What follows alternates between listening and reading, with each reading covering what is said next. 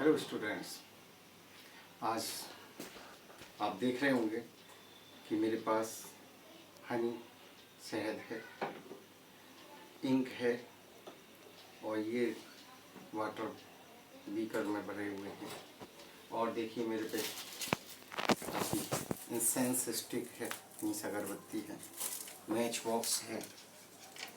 ये सब का हम क्या करने वाले हैं? अरे भाई हम कोई पूजा करने वाले नहीं हैं, बल्कि आज हम एनसीईआरटी की क्लास 9th की एक्टिविटी 1.3 और 1.4 को कराने वाले हैं। अब देखिएगा 1.3 एंड 1.4 में हम जो एक्टिविटी करा रहे हैं, हमने आपको पढ़ाया था डिफ्यूजन। डिफ्यूजन क्या है? What is the diffusion? The intermixing of the particles of the matter is called the diffusion. Some factors depend on the diffusion rate. First is the main factor is the temperature. When the temperature are increased, then the diffusion rate are also increased. And when the temperature is low, then the diffusion rate is low. आज हमको activity 1.3 के अंदर हमें यही करना है कि diffusion की रेट पर टेम्परेचर का क्या इफेक्ट पड़ता है और उसकी काइनेटिक एनर्जी किस तरीके से इंक्रीज होती है, काइनेटिक एनर्जी किस तरीके से डिक्रीज होती है, और उसके बेसिस पर हमको ये चीज़ें समझनी हैं। तो सबसे पहले हम ये एक्टिविटी 1.3 कर रहे हैं कि हम यहाँ इंसेंस स्टिक ले रहे हैं। और इंसेंस स्टिक में आप देखें यहाँ पर इंसेंस स्टिक में कि इस समय ये लिट नहीं है, चल नहीं रही है, तो इसकी जो स्मेल है, इसकी जो खुशबू है वो बहुत ज़्यादा दूर तक नहीं आ रही है ना। लेकिन जब हम इस इंसेंस स्टिक को देखेंगे, जला देंगे, तो इसकी खुशबू इस क्लासरूम में चारों तरफ फैल जाएगी और आप सारे बच्चों को इसकी खुशबू आएगी। ऐसा क्यों होता है? क्योंकि जब ये इंसेंस स्टिक जब ये जल नहीं रही है, तो इसमें क्या है कि इसमें जो टेम्परेचर है लो है, और टेम्परेचर लो है तो काइनेटिक एनर्जी लो है, और काइनेटिक एनर्जी लो है तो पार्टिकल्स का जो स्प्रेड आउट है वो भी लो है, धीरे है, कम है। लेकिन जब हम इस इंसेंस स्टिक को यहाँ पर आप मैच स्टिक से इसको आप जलाते हैं और इसको एक क्लासरूम के कोने में रख देते हैं, तो आप देखेंगे कि ये इंसेंस स्टिक थोड़ी देर बाद इसकी स्मेल पूरे इस क्लासरूम में फैल जाती है। अब देखेंगे हम इसी चीज़ को आपको समझेंगे कि ऐसा ये क्यों होता है, क्या है। इंसेंस स्टिक का मतलब किसी भी पार्टिकल्स का मूवमेंट करना। अब देखिए इसमें ये धुआं निकल रहा है और इसकी खुशबू धीरे धीरे इस कमरे में चारों तरफ फैल जाएगी। अब इसी को हमें यहाँ इस एक्टिविटी में करना है, यही हमारी एक एक्टिविटी है। इसे हम यहाँ लगा दे रहे हैं, हम पूजा नहीं कर रहे। अब इसकी आप देखेंगे कि इसकी खुशबू बहुत दूर तक चली जाएगी। इसका एक बहुत डेली लाइफ में आप है कि आपकी मदर हलवा बना रही हैं और उसकी खुशबू दूर से पड़ोसी तक पहुंच जाती है और लोगों को मालूम पड़ जाता है कि आज इनके घर में हलवा बना है। क्यों सर? क्योंकि उसकी जो गैस के ऊपर जब हलवा बन रहा है तो टेम्परेचर बहुत हाई होता है, और टेम्परेचर हाई होता है तो जो पार्टिकल्स हैं वो पार्टिकल्स बहुत दूर दूर तक चले जाते हैं, और पार्टिकल दूर दूर तक चले जाते हैं, स्प्रेड आउट हो जाते हैं और उसकी खुशबू दूर लोगों तक पहुंच जाती है। लेकिन जब कोई भी चीज़ ठंडी होती है तो उसकी स्मेल बहुत कम होती है और वहाँ लोगों को नहीं मालूम पड़ती। अब उसी का देखिए, जब इंसेंस स्टिक हमारे पास थी तो हमने इसको देखा कि इसकी स्मेल हमारे पास नहीं आई थी, और जब बहुत पास में कर रहे थे तो इसकी स्मेल हमें महसूस हो रही थी। लेकिन अब इसकी इंसेंस स्टिक बहुत इसकी स्मेल पूरे क्लासरूम में, मेरे ख्याल से आप सबको भी इसमें सुनने को मिल रहा होगा कि बहुत अच्छी खुशबू आपके पास आ रही है। क्यों आ रही है, कैसे आ रही है, आज हमें इसी एक्टिविटी को समझना है। और इस एक्टिविटी का क्या है हमारी एनसीईआरटी में 1.3 1.3 एक्टिविटी, सबसे पहले 1.3 एक्टिविटी को देखते हैं।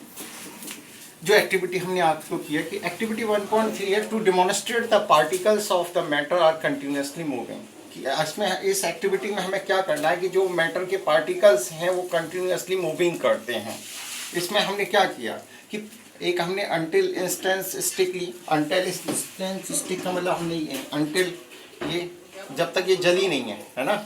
अनलिट का मतलब होता है unlit, put an unlit, unlit का मतलब इसको जलाया नहीं हमने, बिना जली हुई incense stick in a corner of your class, आपने अपने क्लास में रख दी जैसे हमने अभी रखा था। तो इसकी smell and how close do you have to go near so as to get its smell. अब हमें क्या है, how close to you have to go near its, जब हम इसके पास में आते हैं तभी इसकी स्मेल हमें सुनाई देती है और इससे ऑब्जर्वेशन को हम रिकॉर्ड कर लेते हैं, लिख लेते हैं। Now third peg, now light the incense stick. इसके बाद हमने क्या किया, now light the incense stick. अब हमने इस इंसेंस स्टिक को क्या किया था, हमने यहाँ पे जला लिया था और जलाने के बाद इसकी स्मेल पूरी क्लासरूम में, मेरे ख्याल से आप सब बच्चों को भी मालूम पड़ रही होगी, इसकी आ रही होगी। तो ये इंसेंस स्टिक धीरे धीरे इसका जो ये स्मोक पहुँच रहा है और ये स्प्रेड आउट हो रहा है।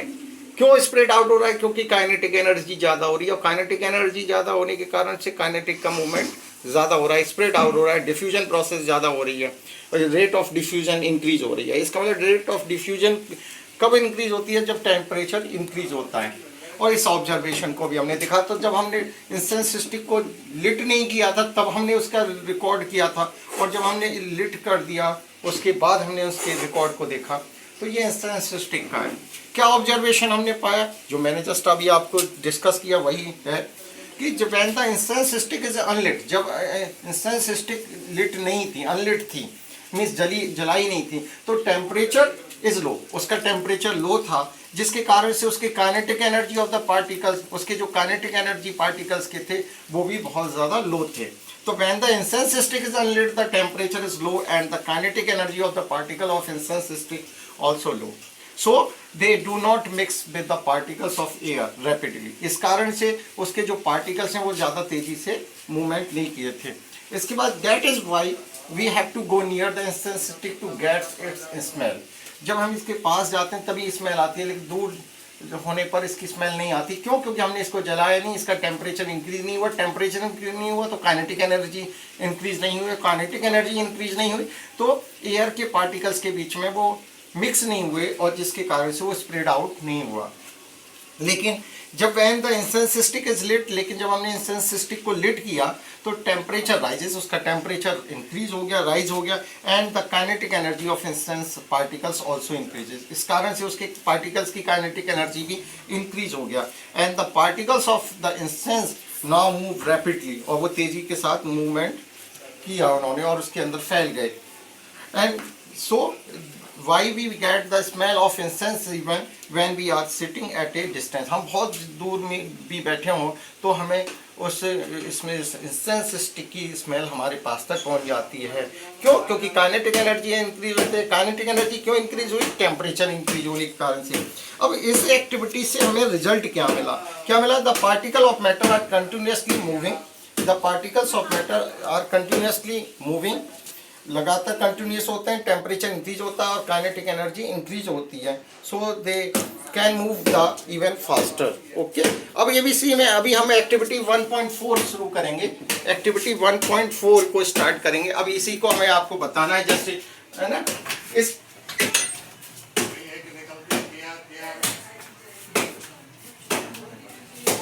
अब देखिए इंसेंस स्टिक में एक्टिविटी 1.4।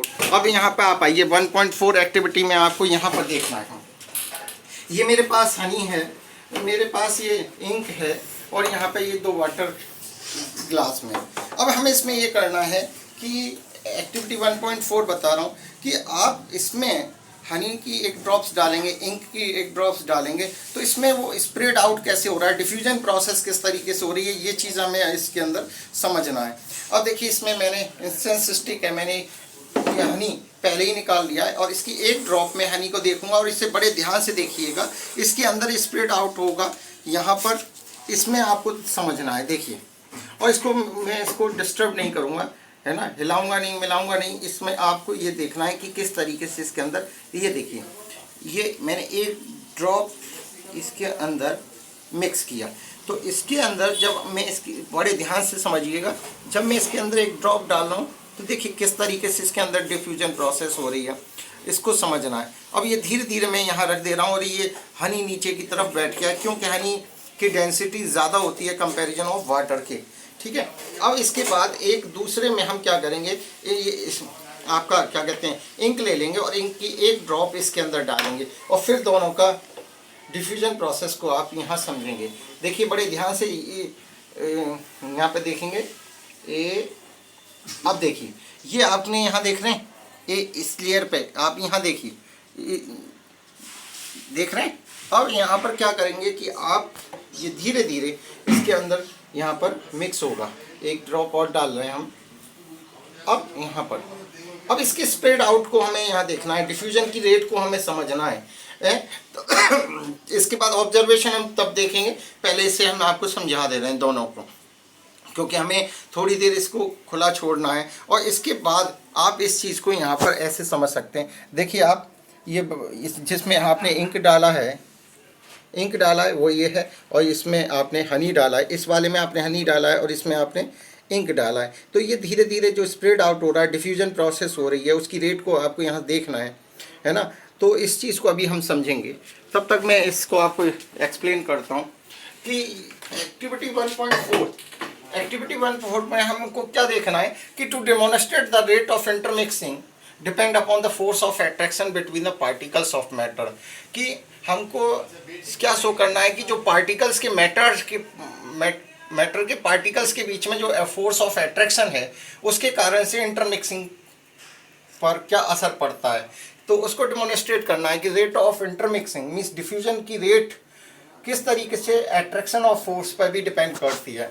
इसमें हमने क्या लिया था, दो ग्लासेस लिए थे बट वाटर के साथ। इसमें हमने एक में आपको ब्लू इंक डाली, जो धीरे धीरे डाली carefully along the side of the first beaker, and honey second में हमने हनी डाला, Honey in the same way in the second beaker. और उसके बाद हमने इसको छोड़ दिया, जैसे अभी हमने अनडिस्टर्ब छोड़ दिया है, और इसको हमने एक अपने क्लासरूम के कॉर्नर में रख दिया है। इसके बाद हमें ऑब्जर्वेशन करना है, क्या होगा, क्या क्वेश्चंस पुट अप होंगे। पहला कि what do you observation after adding in the ink drop, जिसमें हमने इंक डाली है। जैसे इसमें हमने हमारी क्या है, इंक है, ये इंक ड्रॉप है, इसके अंदर हमने इंक ड्रॉप डाली है।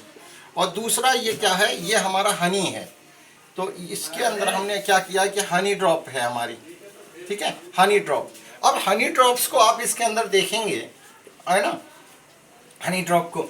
तो सबसे पहला कि what do you observe after adding the ink drop को डालने के बाद क्या हुआ। इसके बाद what do you observe immediately after adding a drop of honey, honey की एक ड्रॉप डालने के बाद क्या ऑब्जर्वेशन आया। तो क्या ऑब्जर्वेशन आया ये हमें देखना है और इसको हमें नोट भी करना है। पहला देखा कि आप इसको देख सकते हैं यहाँ पर इंक वाले में आपका ये धीरे धीरे स्प्रेड आउट हो रहा है। क्यों, क्योंकि जो इंक है, इंक के पार्टिकल्स जो हैं उनके बीच में अट्रैक्शन फोर्स कम है, जिसके कारण से वो धीरे धीरे यहाँ फैलता जा रहा है। यहाँ पर इसका स्प्रेड आउट हो रहा है, आप देखेंगे तो इसका स्प्रेड आउट हो रहा है यहाँ पर। लेकिन जो हनी है वो नीचे जाके बैठ गया है, वो इसमें मिल नहीं पा रहा है, इंटरमिक्सिंग नहीं हो पा रहा है। तो इंटरमिक्सिंग ऑफ पार्टिकल में अट्रैक्शन ऑफ फोर्स का भी बहुत ज़्यादा असर पड़ रहा है। आप देखेंगे कि जो इंक है, इंक के इंटर पार्टिकल्स जो हैं उनके बीच में अट्रैक्शन फोर्स कम है, जिसके कारण से वो स्प्रेड आउट ज़्यादा हो जा रहा है, मिक्स हो पा रहा है, इंटरमिक्सिंग हो रहा है, डिफ्यूजन प्रोसेस ज़्यादा देखने को मिली। लेकिन यहाँ हनी है, हनी में जो ड्रॉप्स है वो नीचे बेस में बैठ गई है और वो वहाँ पर क्या है, वो इंटरमिक्सिंग नहीं हो रहा। क्यों, क्योंकि हनी के जो पार्टिकल्स हैं उनके बीच में अट्रैक्शन फोर्स ज़्यादा है। इसी ऑब्जर्वेशन को यहाँ समझेंगे यहाँ पर कि the force of attraction between the particles of ink are weak. जो इंक के पार्टिकल्स के बीच में जो अट्रैक्शन फोर्स है बहुत कम होता है, and hence they move rapidly, जिसके कारण से वो तेज़ी के साथ मूव कर पाते हैं उनके पार्टिकल, और वो डिफ्यूजन प्रोसेस होती है। As a result particle of ink rapidly get into the spaces between the particles of water. Water के जो पार्टिकल के बीच में जहाँ जहाँ भी स्पेस है वो धीरे धीरे से वो तेज़ी के साथ वहाँ मिक्स हो जा रहे हैं, मीन्स डिफ्यूजन प्रोसेस तेज़ी से हो रही है। इसका मतलब डिफ्यूजन प्रोसेस सबसे तेज़ी से वहाँ होगी जहाँ उनके पार्टिकल्स के बीच में अट्रैक्शन फोर्स कम होगा। Secondly they quickly get evenly distributed in water. इसके बाद हनी में आपने देखा the force of attraction between the particles of honey are strong. तो जो हनी है, हनी के पार्टिकल्स के बीच में फोर्स ऑफ अट्रैक्शन बहुत ज़्यादा स्ट्रॉन्ग होता है, जिसके कारण से दे मूव स्लोली, वो धीरे धीरे से मूव कर पा रहा है, धीरे धीरे से इंटरमिक्सिंग हो पा रहा है। एज ए रिजल्ट इसके कारण से क्या होगा, it takes a long time for the distribution in the water. Water के अंदर इसके पार्टिकल्स का डिस्ट्रीब्यूशन बहुत धीरे धीरे हो पाएगा। और क्या कंक्लूजन निकला, इस एक्टिविटी का क्या कंक्लूजन निकला, देखिए the particles of matter are continuously moving. जो पार्टिकल्स ऑफ मैटर के पार्टिकल्स लगातार कंटिन्यूसली मूविंग करते रहते हैं, लेकिन उनकी जो रेट ऑफ इंटरमिक्सिंग है वो डिपेंड करती है फोर्स ऑफ अट्रैक्शन पर। जैसे इंक में फोर्स ऑफ अट्रैक्शन कम था, जिसके कारण से वो तेज़ी के साथ इंटरमिक्स होगा। हनी के अंदर क्या है, पार्टिकल्स का अट्रैक्शन फोर्स कम है, जिसके कारण से वो इंटरमिक्सिंग तेज़ी के साथ नहीं हुआ। तो इस एक्टिविटी में आपने देखा कि एक्टिविटी 1.1 में हमने इंसेंस स्टिक का समझाया, उसके बाद दूसरा हमने इसमें हनी और इंक की बताई। तो ये 2 एक्टिविटी हमने आपको बताया। कल हम नई कुछ एक्टिविटीज़ के साथ आपके सामने आएंगे। Thank you.